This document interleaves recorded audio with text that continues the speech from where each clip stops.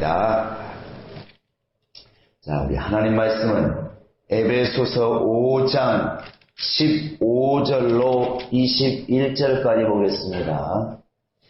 에베소서 5장 15절로 21절 시작. 그런즉 너희가 어떻게 행할 것을 자세히 주의하여 지혜 없는 자같이 말고 오직 지혜 있는 자같이 하여 세월을 아끼라. 때가 악하니라. 그러므로 어리석은 자가 되지 말고 오직 주의 뜻이 무엇인가 이해하라. 술 취하지 말라. 이는 방탕한 것이니 오직 성령의 충만을 받아 시와 찬미와 신령한 노래들로 서로 화답하며 너희의 마음으로 주께 노래하며 찬송하며 범사의 우리 주 예수 그리스도의 이름으로 항상 아버지 하나님께 감사하며 그리스도를 경외함으로 피차 복종하라. 신앙생활은 마귀가 지금도 존재하는 이 세상에서 이루어지는 것입니다. 주님 나라 가면 시험 들 일이 없기 때문에 굳이 시험 들지 말아라, 마귀를 대적해라, 근신하라, 깨어라 이런 말들을 할 필요가 없을 겁니다.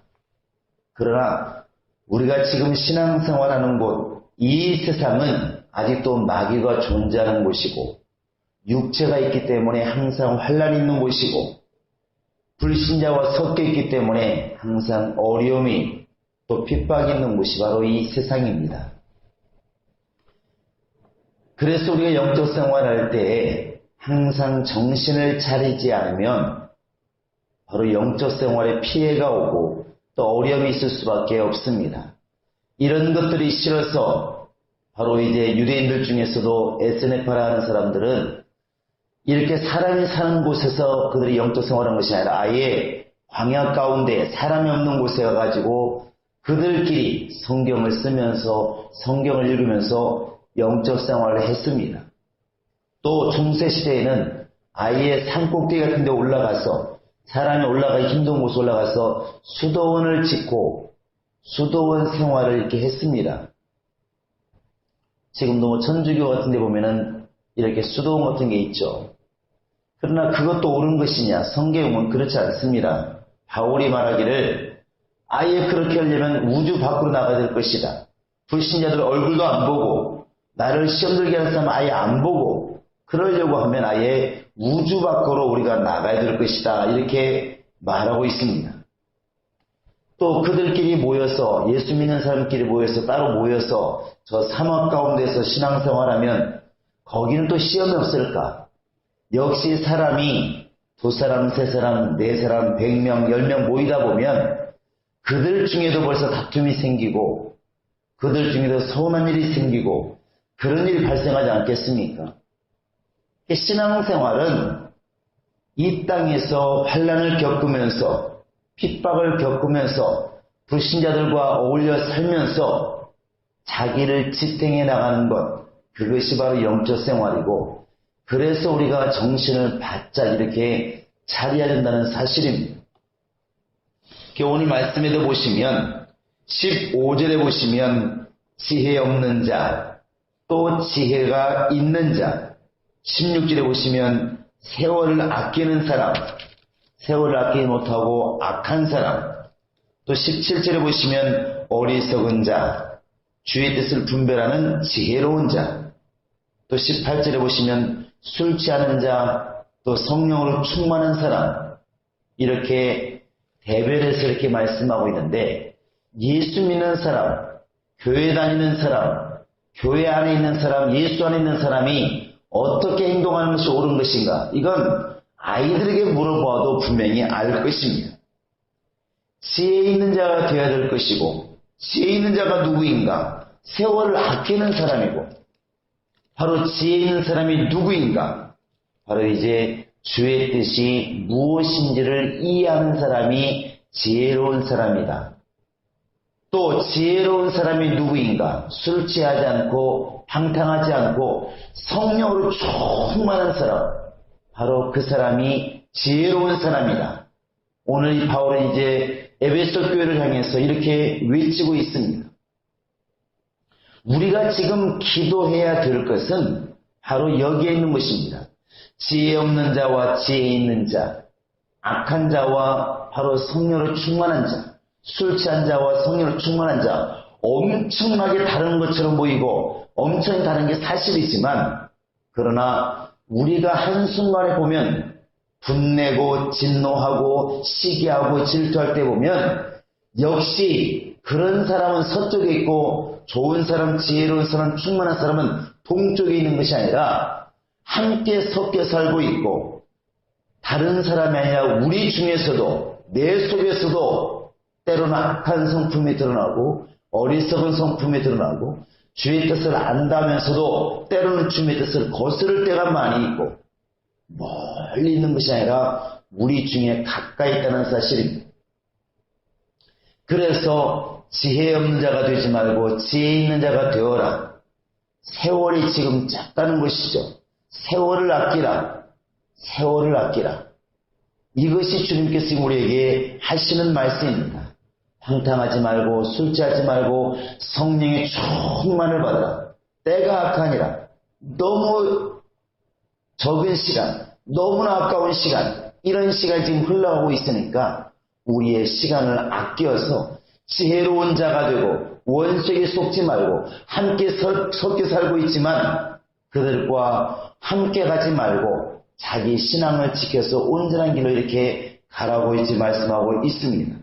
바울은 분명히 다른 곳에서 고린도 교회에서 말할 때에도 어떻게 하나님과 벨리알이 조화를 이루겠느냐, 어떻게 하나님의 상과 귀신의 상을 겸하여 섬길 수가 있겠느냐, 어떻게 하나님의 멍에와 바로 귀신의 멍에를 같이 맬 수 있겠느냐, 그럴 수가 없느니라 이렇게 말하고 있습니다.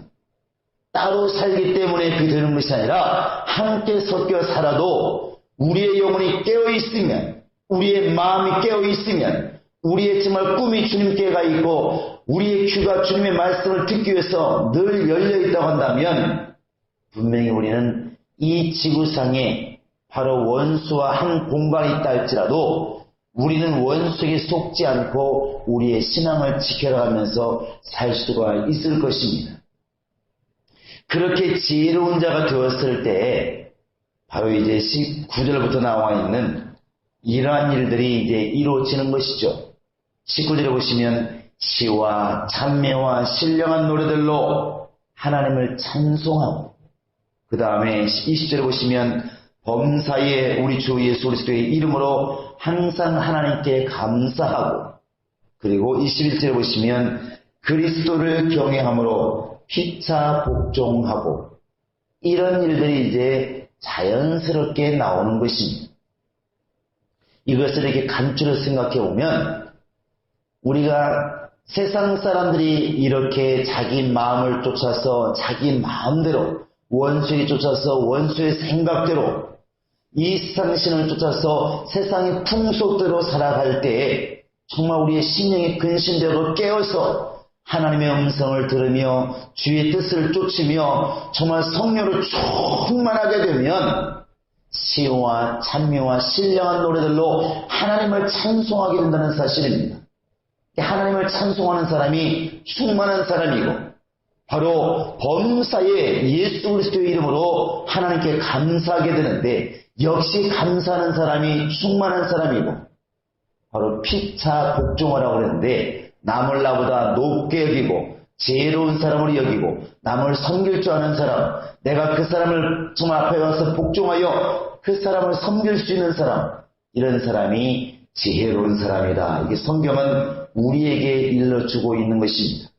뒤집어 생각해 보면 정말 사람들을 섬길 수 있는 사람, 하나님께 늘 감사하고 있는 사람, 시와 찬미와 신령한 노래들로 하나님께 정말 늘 찬송하는 사람, 이런 사람이 충만한 사람이고 이런 사람이 지혜로운 사람이고 이런 사람이 세월을 아끼는 사람이고 바로 교회가 이런 일들을 하는 곳이고 우리가 정말 이런 일을 위해서 몸부림쳐야 될 것이라고 성경은 우리에게 이 아침에도 일러주고 있습니다. 여러분 정말 이 아침에도 이걸 놓고 기도하시기 바랍니다. 정말 내 영혼이 시와 찬미와 신령한 노래들로 과연 하나님을 찬송하는 영혼인가? 예수 그리스도의 이름으로 범사에 하나님께 감사하는 사람인가? 내가 정말 다른 사람을 정죄하고 단죄하고 비판하는 것이 아니라 그들을 섬기고 그들을 정말 높이 보고 그들에게 복종하여 그들을 섬기는, 순종하여 섬기는 그러한 사람인가? 내 영혼이 이 아침에도 지혜로운 자가 되게 하소서. 세월을 아끼는 자가 되게 하소서. 내 영혼이 성령으로 충만한 자가 되게 하소서. 여러분 간절히 기도해 주시기를 바라고, 특별히 오늘 있을 수요예배 가운데도 하나님이 역사하셔서 큰 감동이 있도록 기도해 주시고, 우리 행복한 교회 모든 가정마다 또 영혼마다 그들의 사업장마다 놀라운 주님의 영광이 임하시도록, 간증이 임하시도록 여러분 기도해 주시기를 예수의 이름으로 축원합니다. 이 시간 우리 다 같이 기도하시겠습니다. 기도할 때 하나님이 늘 나와